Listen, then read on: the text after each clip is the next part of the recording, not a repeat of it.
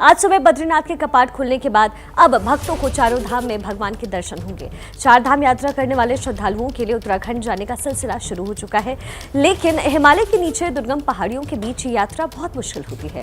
इसी मुश्किल को हल करने के लिए ही साल 2016 में मोदी सरकार ने चार धाम प्रोजेक्ट को लॉन्च किया था। तो हमारी अगली रिपोर्ट में आप जानिए प्रोजेक्ट कब पूरा होने वाला है, साथ ही ये भी बताएंगे कि चार धाम प्रोजेक्ट देश के लिए जरूरी आखिर क्यों है और पीएम मोदी का मास्टर प्लान क्या है।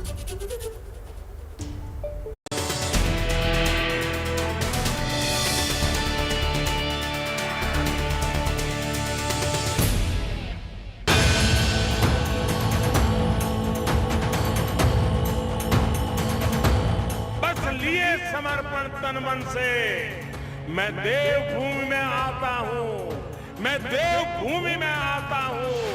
है भाग्य मेरा, सौभाग्य मेरा, मैं तुमको शीश नवाता हूँ, मैं तुमको शीश नवाता हूँ और धन धन्य हो जाता हूँ।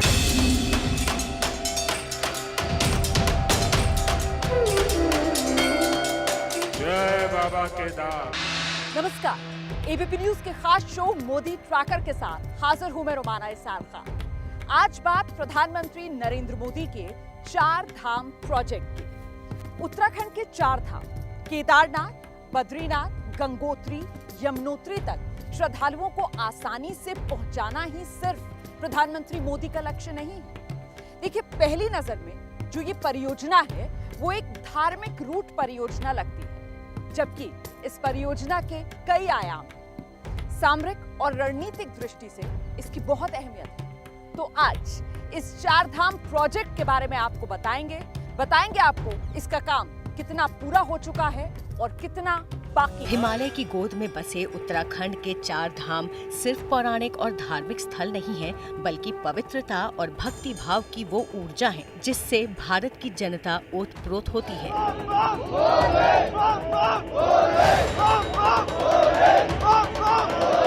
यहाँ हर साल आने वाले श्रद्धालुओं की भक्ति और उनकी ईश्वर के प्रति अटूट आस्था इस विश्वास को पूरा करती है कि यहाँ कण कण में ईश्वर का वास है। प्रधानमंत्री नरेंद्र मोदी भी देश के उन करोड़ों श्रद्धालुओं में से एक हैं जो उत्तराखंड की देवभूमि के कण कण से जुड़े हुए हैं। उनका सपना है कि देश के सभी लोगों के लिए इस चार धाम यात्रा को सुगम बनाया जाए, ताकि देश की इस सांस्कृतिक और धार्मिक विरासत से सब जुड़ सके। इस प्रोजेक्ट से उत्तराखंड के विकास के साथ साथ देश का विकास भी जुड़ा है। रणनीतिक रूप से बेहद अहम मानी जाने वाली 900 किलोमीटर लंबी इस सड़क परियोजना का उद्देश्य उत्तराखंड के चारों धामों के लिए हर मौसम में सुलभ और सुविधाजनक रास्ता देना है। हिमालय की चार धाम यात्रा को छोटी चार धाम यात्रा के नाम से जाना जाता है। तीर्थ यात्री यात्रा के दौरान सबसे पहले यमुनोत्री और गंगोत्री के दर्शन करते हैं। यहाँ से पवित्र जल लेकर श्रद्धालु केदारनाथ में जलाभिषेक करते हैं और अंत में बद्रीनाथ के दर्शन करते हैं, जिसके बाद हिमालय की चार धाम यात्रा यहाँ पूर्ण हो जाती है। तीर्थ यात्रियों के लिए इन चारों धामों को अच्छी सड़क से जोड़ना ही चार धाम प्रोजेक्ट का मकसद है।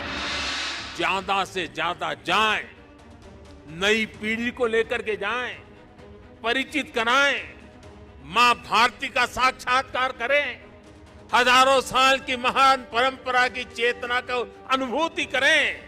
आजादी के अमृत काल में स्वतंत्रता आजादी का ये भी एक महोत्सव हो सकता है।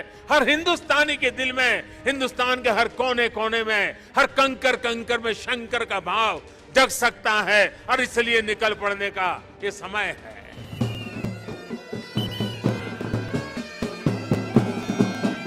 इस साल पट खुलते ही यहाँ पर श्रद्धालुओं का बड़ी संख्या में आना शुरू हो गया है। केदारनाथ में पहले दिन 20,000 श्रद्धालुओं ने दर्शन किए हैं। उम्मीद की जा रही है कि इस बार यहाँ रिकॉर्ड संख्या में श्रद्धालु पहुँचने वाले हैं। एबीपी न्यूज संवाददाता मनोज्ञा लोईवाल ने भी इस बार चार धाम यात्रा कर यहाँ के बदले हुए हालात और चार धाम प्रोजेक्ट की जमीनी हकीकत जानने की कोशिश की है। त्रासदी के पहले और त्रासदी के बाद के उत्तराखंड में जमीन आसमान का अंतर आ चुका है। बाबा का मंदिर तो अब देखने लायक हो गया है। कारण ये है कि पहले त्रासदी के यानी कि जब यहाँ जाने का रास्ता था तब ये इतना चौड़ा रास्ता नहीं था। बाईं तरफ आप जिस तरह का रास्ता देख रहे हैं, ठीक उसी तरह 4 से 6 फुट की रोड, यानी कि इस तरह का चलते चलते आप बाबा के मंदिर तक जाते थे और जब तक मंदिर तक नहीं पहुंच जाते थे तब तक मंदिर दिखता भी नहीं था।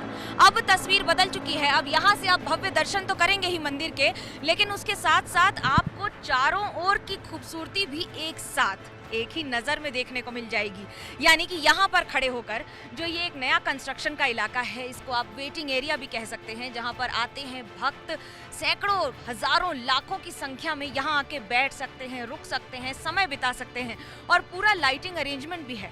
इसका मतलब यह है कि अगर आप दोपहर में बैठेंगे तो धूप सेक सकते हैं और अगर रात में हैं तो इस पहाड़ की खूबसूरती को भी देख सकते हैं। लेकिन उसके साथ साथ आपको एक ही नज़र में बाबा का मंदिर भी दिख जाएगा और ये नई तस्वीर है उत्तराखंड की। मनोज्ञा ने केदारनाथ के जिस प्रांगण को अभी अभी दिखाया वो 9 साल पहले बिल्कुल तबाह हो चुका था।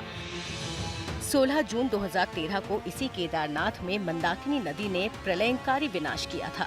14 जून से 16 जून तक हुई लगातार बारिश और उसके बाद बादलों के फटने से पूरे केदारनाथ में चारों तरफ पानी ही पानी हो गया था। इस त्रासदी में कुल 4027 लोगों की मौत हुई थी। करीब 17,000 मकान पूर्ण और आंशिक रूप से क्षतिग्रस्त हो गए थे। त्रासदी में 2162 छोटी बड़ी सड़कें और 258 पुल क्षतिग्रस्त हुए थे। 4515 गांवों में बिजली आपूर्ति बाधित हुई थी। कुल मिलाकर यहाँ करीब 14,000 करोड़ रुपए के आर्थिक नुकसान का आकलन किया गया था। जब ये घटना हुई थी तब मोदी गुजरात के मुख्यमंत्री हुआ करते थे। उस वक्त उन्होंने गुजरात के श्रद्धालुओं के लिए काफी बड़ा रेस्क्यू ऑपरेशन चलाया था। जब 2014 में वो प्रधानमंत्री बने तब उन्होंने तय किया कि वो इस क्षेत्र के विकास के लिए कुछ बड़ा करेंगे। इसीलिए 2016 में मोदी ने 4 धाम प्रोजेक्ट की आधारशिला रखी, जिसके तहत 4 धाम को जोड़ने वाले राष्ट्रीय राजमार्गों को चौड़ा, बेहतर और मजबूत करने का प्रण लिया गया। प्रधानमंत्री नरेंद्र मोदी देश के पहले प्रधानमंत्री बन गए हैं केदारनाथ में सबसे ज्यादा दर्शन करने का रिकॉर्ड जिनके नाम पर दर्ज है। दूसरे शब्दों में अगर कहूं तो अपने संसदीय क्षेत्र वाराणसी में काशी विश्वनाथ के बाद केदारनाथ ही वो तीर्थ है जहां प्रधानमंत्री नरेंद्र मोदी ने बार बार जाकर माथा टेका है। 3 मई को जब गंगोत्री और यमुनोत्री के पट खुले, श्रद्धालु बड़ी संख्या में यहाँ पहुँचे। गंगोत्री धाम में सीएम पुष्कर सिंह धामी भी पहुंचे और पूजा में शामिल हुए। कपाट खुलने के बाद सीएम धामी ने सबसे पहले पीएम नरेंद्र मोदी के नाम की पूजा की।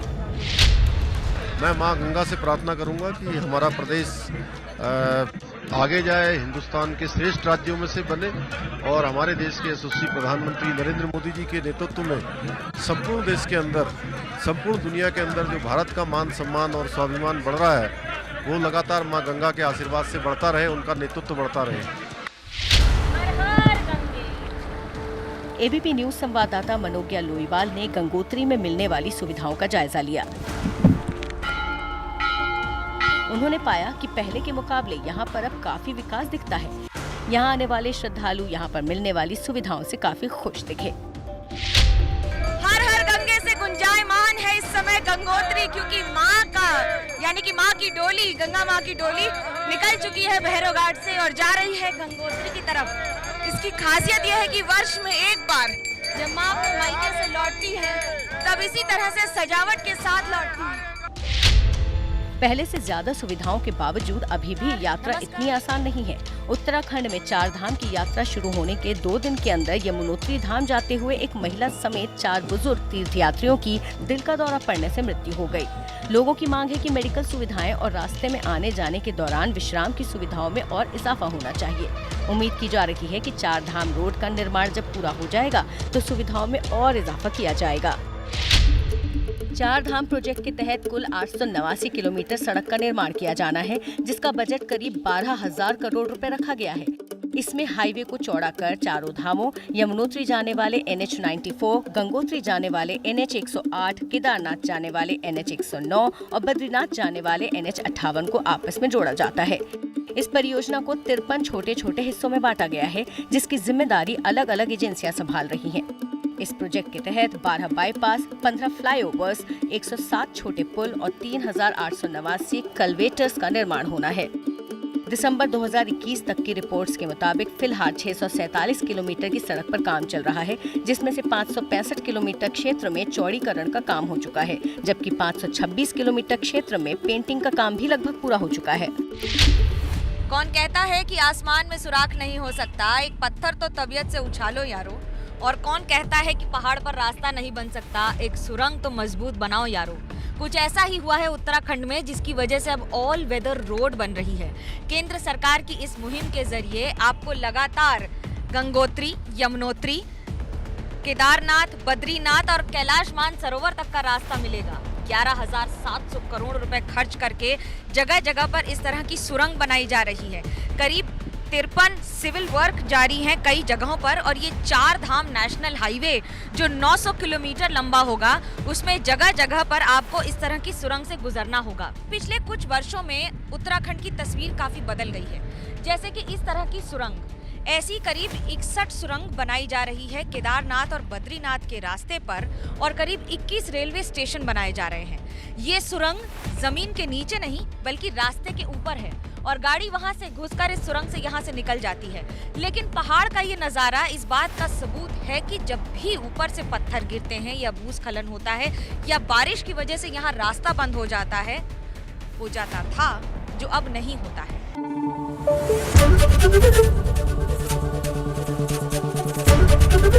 एबीपी न्यूज आपको रखे आगे।